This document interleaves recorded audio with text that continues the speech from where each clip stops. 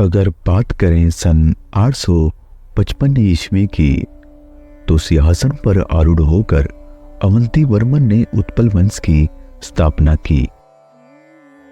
उस समय कश्मीर पर कुरकोट वंश का आधिपत्य था।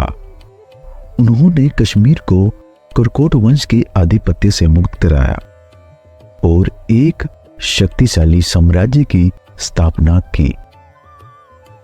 कश्मीर के लिए उनकी दृष्टि केवल उसे शक्तिशाली बनाना नहीं था, बल्कि वे चाहते थे कि कश्मीर की सभ्यता समृद्ध और उन्नत हो।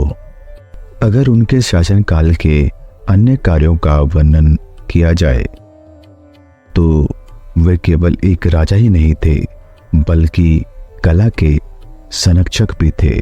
सूर्य, जो अवंती वर्मन के मंत्री और एक कुशल इंजीनियर भी थे, उन्होंने राजा अवंती वर्मन के साथ मिलकर कई महत्वपूर्ण परियोजनाओं को संपूर्ण किया।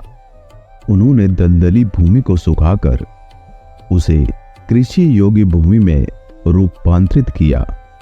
उन्होंने झेलम नदी पर कई महत्वपूर्ण योजनाओं को संपूर्ण किया, जिसकी वजह से कश्मीर घाटी में नवजीवन का निर्माण हुआ।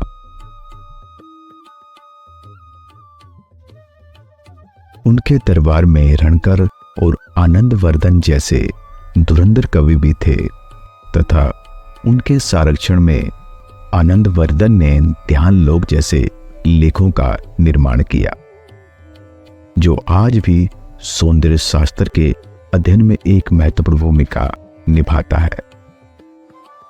उनकी विरासत की झलक उनके द्वारा बनाया गया अवंती स्वामी मंदिर, जो भगवान विष्णु को समर्पित है और भगवान शिव के प्रति उनकी अटूट भक्ति और विश्वास का साक्षी अवंतीश्वर मंदिर। इतिहास में इसे कश्मीर का स्वर्ण युग भी कहा जाता है।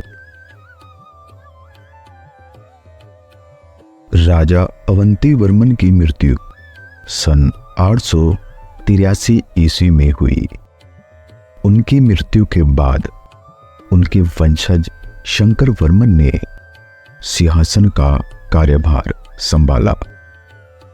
राजा अवंती वर्मन के द्वारा किए गए कार्यों को कश्मीर और कश्मीर के लोग हमेशा हमेशा याद रखेंगे। राजा अवंती वर्मन के काल में बहुत से सिक्के प्रचलन में थे, जो कि आप अपनी स्क्रीन पर देख रहे हैं। ये आजकल के अनुसार बहुत दुर्लभ सिक्के हैं और हमारे प्राचीन भारत की धरोहर है। आज के युग में ये काफी मूल्यवान सिक्के हैं।